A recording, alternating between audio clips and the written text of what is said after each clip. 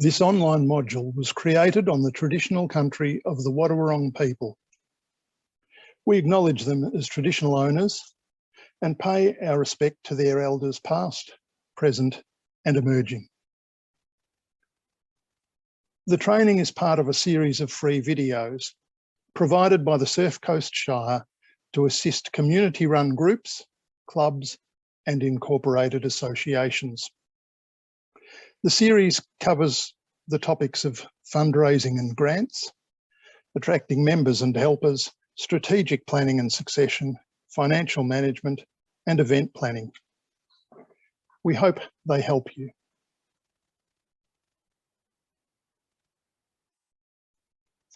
This is the aim of the session. We've deliberately separated the topic into members and helpers, which will be touched on later. The resources mentioned in this session are listed on the web page where you found this module. Feel free to download and use them.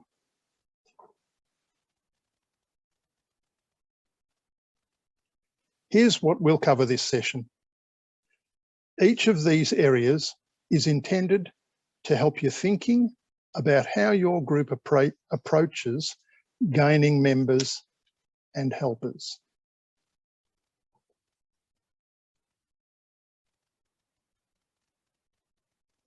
Do you know what direction you're going as a group? Is it clear? If it's not, does it need to be? Because maybe everyone in your group has the same direction and knows it.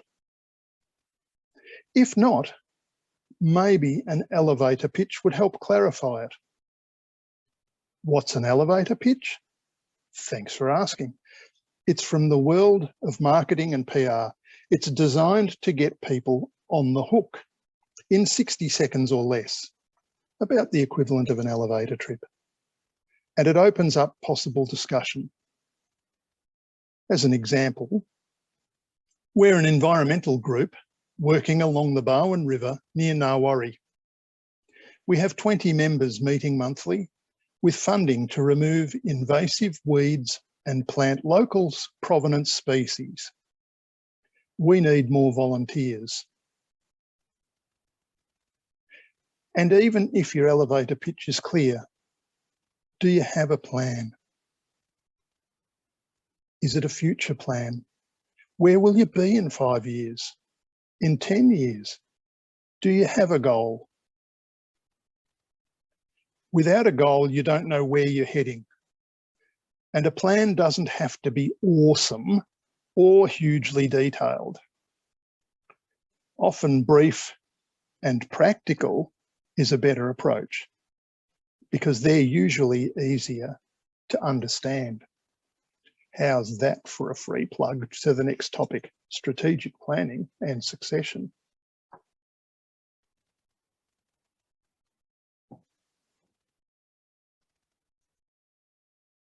How many is enough? Again, do you know? Is it clear? And why do you need members? Does everyone have to be a member? And this is where the distinction can help. Do you want members or helpers? Would helpers get the jobs done? Sometimes people just aren't joiners. They're happy to help when needed without the risk of being roped in to a committee, which is possibly their fear.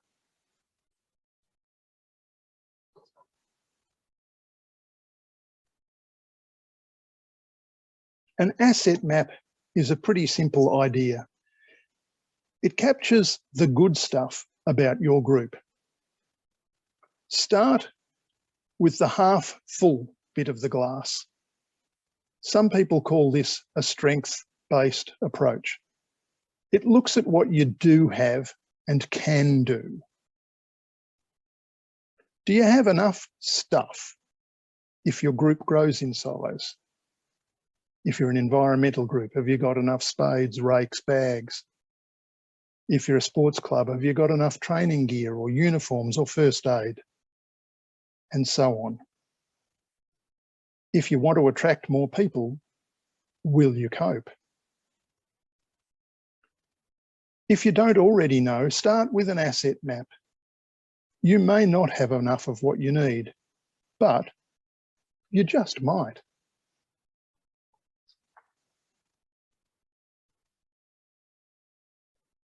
Incorporated associations have model rules. Back in the old days, they used to be called a constitution. The model rules mention a few roles: president, vice president, secretary, treasurer, general members, if any. So what's a good structure for a committee? Really, it's the one that works for you and your group. But do check your model rules to see what it says about the way you should be structured. And if you want to change it, do the homework on your rules.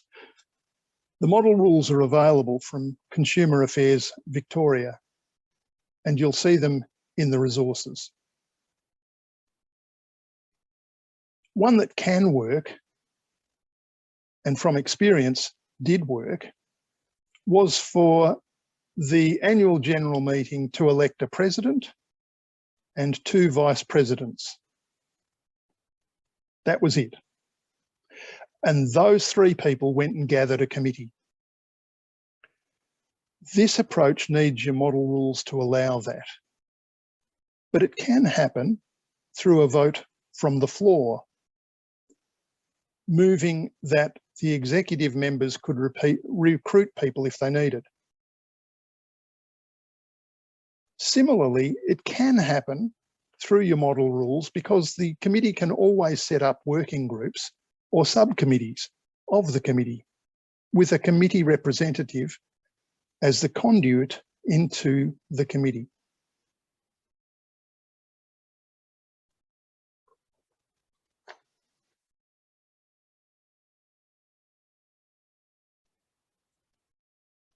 So why would you communicate? Well, we can't join what we don't know. Do you have Facebook? Posts on Facebook or activities or news or information for members and helpers can all be helpful. Have you got someone in your group that's on Facebook and could do this for you? Similarly, what about Instagram? Posts that show off what you're up to and the good things that you're doing. The fear of missing out is called FOMO, and for some people it's quite strong. Again, have you got someone in the group who's an Instagrammer? Can other people see you? Are you active in your area? Are you out and about much? If you're not, how will anyone know about you? And it's not one method versus another. People will learn about you in different ways: seeing you, reading about you, hearing about you. Try all sorts of ways. Harvest email addresses. Send out updates, whether that be monthly, quarterly, or some other timing. Updates or newsletters keep everyone in the picture. Don't leave them guessing. But then again, don't drown them in updates and emails. There is a skill involved, and not everyone gets it right. You do need a balance. So try to find some help with that communication.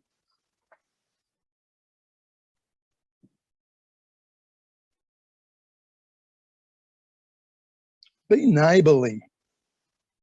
If your group helps other groups, those other groups will help you. Start conversations. What can we do together as groups? Attend other events, markets, fetes, carnivals. They all put your group out there. And remember, a Bunnings barbecue or any community event is about more than money. Think of them as marketing and bonding opportunities. If you get known as helping others, it will come back to you. Raise your group's profile. It helps spread the word. Also, volunteers frequently jump into more than just one thing. The people who are happy to be joiners can be part of several groups very easily. And you won't be competing for people unless your town has 2 footy clubs, perhaps.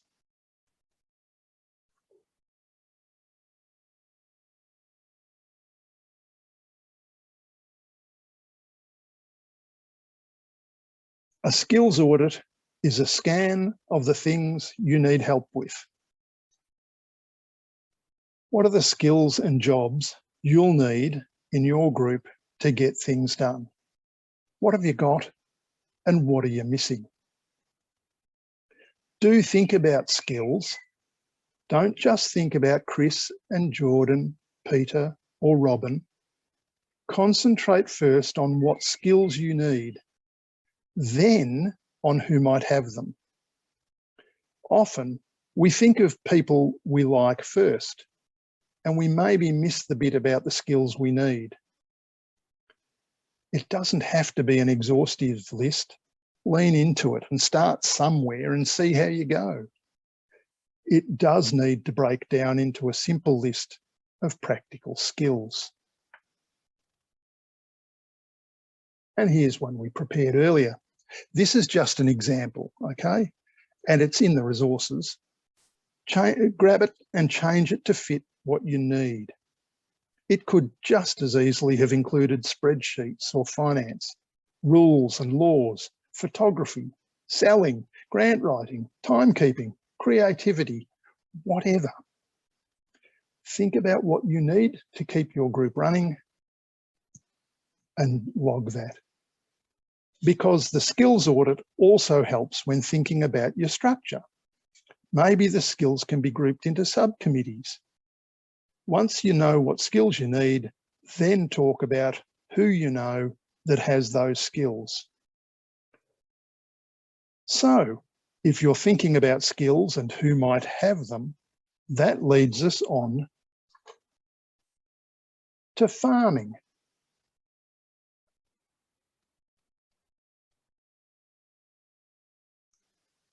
Don't just wait for someone to walk in and join. The walk-ins are absolute gold, but they're even more rare. Find ways to attract people. Those shared events and collaborations that were mentioned, they all help people to see you. Start conversations with people for the skills that your group is missing. Then you can start to plant seeds in your community. Nurture conversations, grow links, and gain the help you've identified as needing. Is it schmoozing? Well, no. It's about building relationships, opening windows or doors that others may not have looked at before. We'll deal with this a bit more in the next training topic, particularly around succession planning. And always remember, well, maybe not quite party time, but do remember to gather together, have fun and celebrate your successes. It helps bring people together, it recognises the wins, big or small, and it thanks those people involved. We're social creatures. We want to belong, so make that attractive. If you can create great celebrations, that's another reason people might want to join in, or even join up.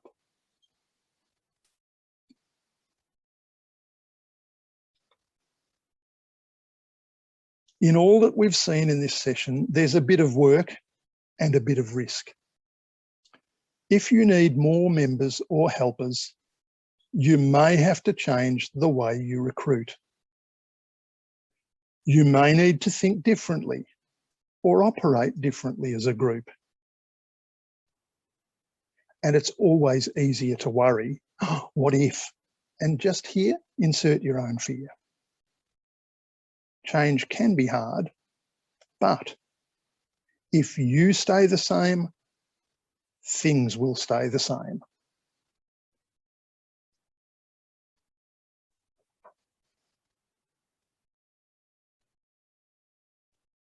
Work out what you need. Having a clear purpose, direction, and structure helps. Let people know you and strengthen your connection with others. See what you've got and what you need. Make time for fun and grow your future.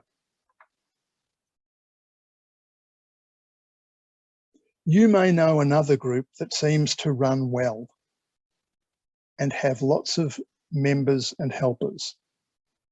Why not ask them how they do it? Council has a staff member to support volunteering across the Shire. Feel free to contact.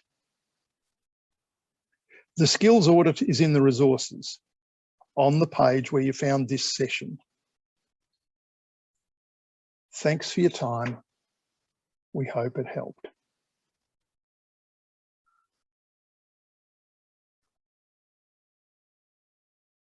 This online module was created on the traditional country of the Wadawurrung people. We acknowledge them as traditional owners and pay our respects to their elders, past, present and emerging. The training is part of a series of free videos provided by the Surf Coast Shire to assist community-run groups, clubs and incorporated associations.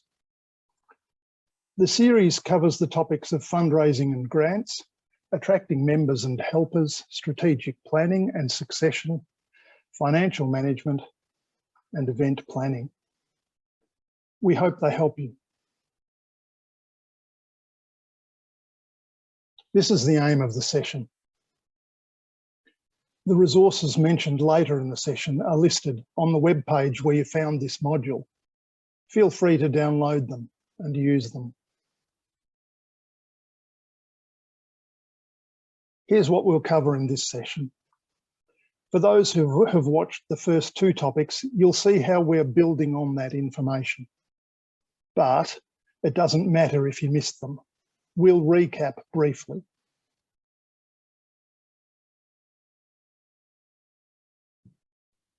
So what's a strategy?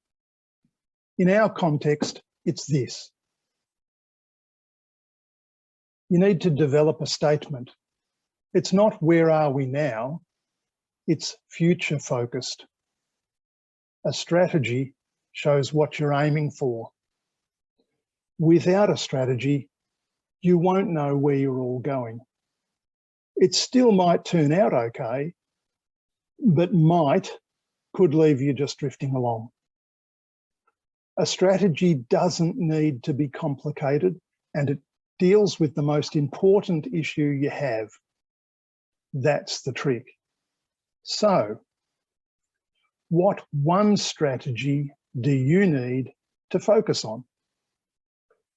Everything else can be in a plan with actions to get that simple, single intention delivered. So here's an example. Once upon a time, I was part of a football club. We had a lot of on-field success and wanted our club social rooms to become more welcoming to family members, women and children. Our strategy? Simply become a family-friendly, inclusive football club within 5 years. I'll come back to this later. It doesn't have to be only one strategy, but be a bit careful. Focusing on one thing at a time can be easier if you have limited resources or people to drive. If you have more resources, go for it with more strategies.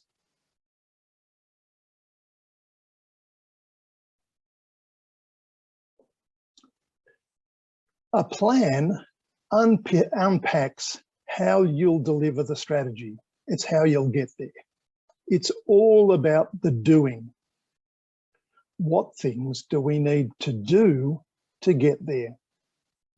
Without a plan, you haven't got actions to get there.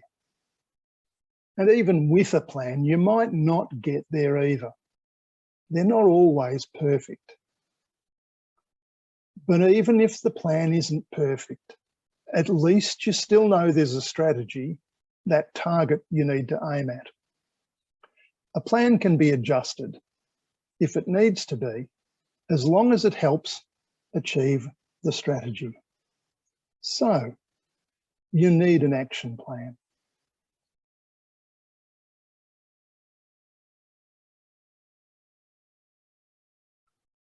This is how a lot of organisations arrange their business plans. Sometimes in large, diverse businesses, this level of work is completely appropriate. And some people prefer the words goals or objectives. That's okay, use them if you want. But just make sure your group has a shared agreement and understanding about the aiming and the doing, which is what I've called the strategy and the plan, aiming and doing. There are lots of complicated ways to do this. SWOTs, which are strengths, weaknesses, opportunities and threats, and you list them all and weigh them up and work out what you need to do with them all. PEST is another one, political, economic, socio and cultural. There are technological plans, there's core competencies, and those are just a few. But they're not often needed for a club, group, or association. As mentioned, for a strategy, one sentence will probably do. And for a plan, just a set of actions. And it doesn't need to be lots of pages long. Setting out the planned steps to achieve the strategy is important. So let's see what might work.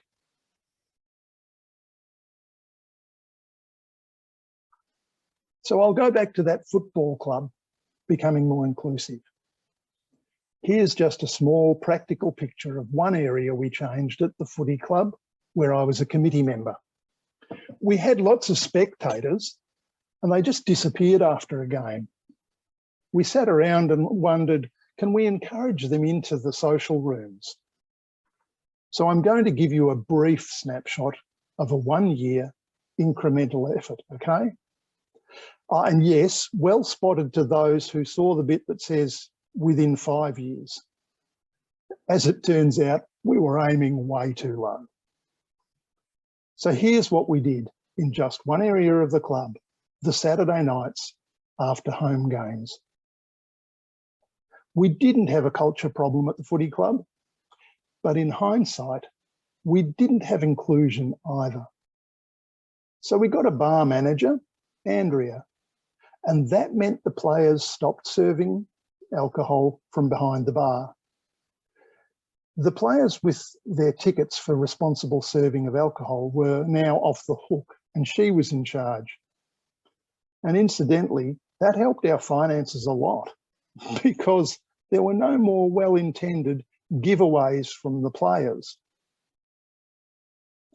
So Andrea was known and respected around town. She was inclusive and importantly, she asked the women what they wanted. It turns out we had to change the stock in the beer fridge. Less beer, more bubbly and Sauvignon Blanc. Andrea increased the soft drink range too. So now the kids have a choice. Oh, and the non-drinkers, by the way. Water was always available in jugs. So it became easier for many people to not drink if they didn't want. We had existing standing tables. You'd stand around, they were about elbow height or a bit taller. And we put coat hooks under them. Apparently this was a Spanish idea. Somebody had been traveling, they saw the idea and found that they felt safer with their coat and handbag hanging under the table they were sitting at. It wasn't a big thing, but we put hooks up under the table. We also spoke to the players. We want your lover, your partner, your wife, your mother, your kids to feel comfy here. Are you on board? We got a resounding yes. And in the end, the joke was that it used to be easier to walk around the social rooms in the good old days before the kids arrived and the families. We became a much more comfortable place for the players, friends and families, even though we were not an unfriendly, unwelcoming place to start with. Now, with the benefit of hindsight, all this stuff seems a bit underwhelming. It was planned, and it was the practical steps that we took that were aligned to that strategy. A plan unpacks how you'll get there, all aimed at delivering the strategy. So how do you go about developing a strategy and a plan? You need to get committee agreement for the idea, regardless of where that idea came from. Do some committee brainstorming, sow some seeds of ideas. You need a balance between starting it and having it fully polished. Invite in members. Not everyone will come. Some may be apathetic, maybe even antagonistic, but it's better if you encourage involvement. And maybe you'll need to tap a few shoulders for input. And you can do them online too, if somebody knows how to run a survey or just put some questions up for people to respond to. Hold a planning session at a time that allows people to attend. And if you can, get someone from the club to do the facilitation and just run that session. Unless you really, really need help. Because that way, that plan and strategy become ours, not theirs, not belonging to the facilitator who's got nothing to do with your club. And remember the KISS strategy. Keep it simple, stupid. Get agreement on your strategy. Get agreement on critical steps to achieving that strategy and keep it practical. Whittle out what's not feasible. Communicate the strategy to members and maybe a few of the planned actions as well. Understand that the members will expect the committee to deliver. So recruit doers and helpers to jobs. Remember that second set of training? Attracting members and helpers. If you haven't seen it, have a look.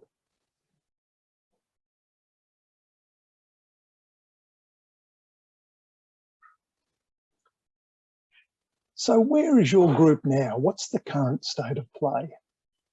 What's missing? What do you need? And be really practical about that. How much of it do you need and by when? And how will you get what you need? How does success look? Is it clear who will be responsible for what, by when, with whom?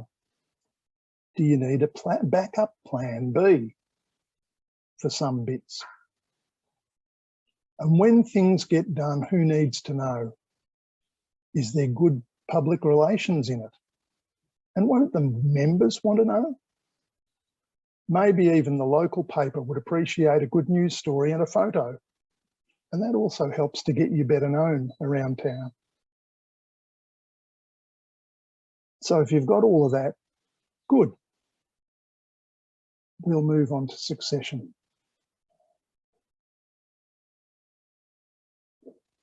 What is succession and why would you plan for it? The Cambridge Dictionary defines it as a number of similar events or people that happen, exist, etc. after each other. A process in which someone automatically takes an official position or job after someone else. Have you seen the peaks and troughs that occur in some clubs? That's what this little graph is meant to represent. Sometimes Just 1 or 2 departures can mean the difference between a club growing and declining. These ups and downs make it hard to achieve stability. And without stability, sustained improvement is really difficult. Downward periods make thriving even harder. Success breeds success. It's easier to attract someone to your group when things look organised and they're going well. Succession planning helps achieve stability and attempts to avoid panic.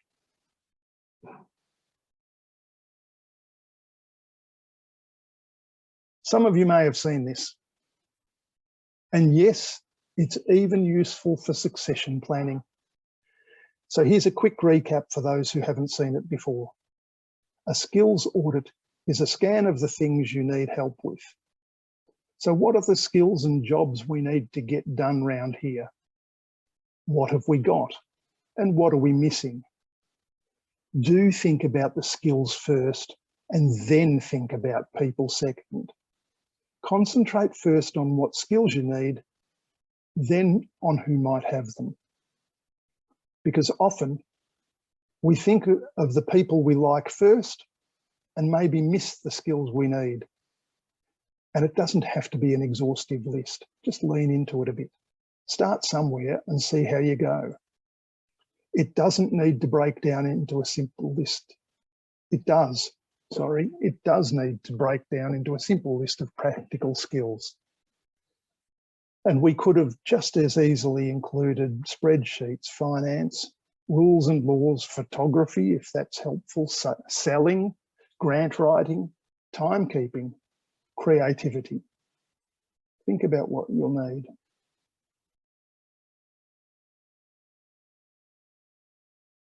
So how do you plan for succession? Begin that conversation at committee level and ask each other, how long will you be here?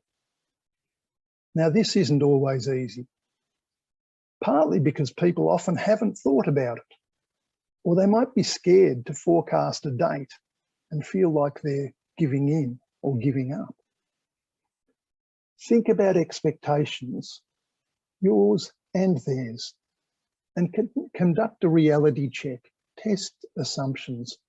Will they be here for 1 year, 3 years, 5 years? And how do we know that? Never assume any of it. It's easier to ask.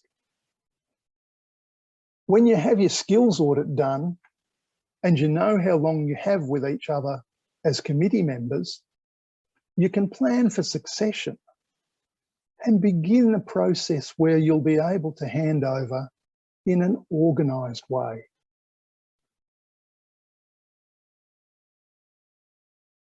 Okay, so maybe timing isn't everything, but it is important. Start early, give it time. Try to avoid the rush that comes with an unexpected departure. Recruiting or relationship, be targeted rather than having a shotgun approach. It is more work, but it has a higher chance of success. Look for the skills you need, then approach your target people. Have conversations about what you need. Be honest about your strengths and weaknesses, theirs and the club's, and let them mull it over. I'll tell you the story of Steph. At that football club, I was a vice president of business, responsible for the business side and the treasury. I'd been clear that I could give it 3 years and then needed to recruit for my replacement. We had done a skills audit. The committee brainstormed. We had heard of a player's partner, Steph. I spent 3 coffee meetings over 2 months with Steph. She came back with great questions because it was a two-way process. Steph was interviewing me too. And it paid off much more than we anticipated. Steph became the treasurer. There were no hiccups. It was smooth as silk. A year later, she decided to step up to become a co-president. She wasn't sure she wanted to do that on her own. As it turns out, she could, and she became the sole president a little later after that. Strategic and succession planning continues at that club. In fact, I even received a survey from the club after I left, asking what my view was on the focus for the next 3 to 5 years. Everyone around the club got that survey.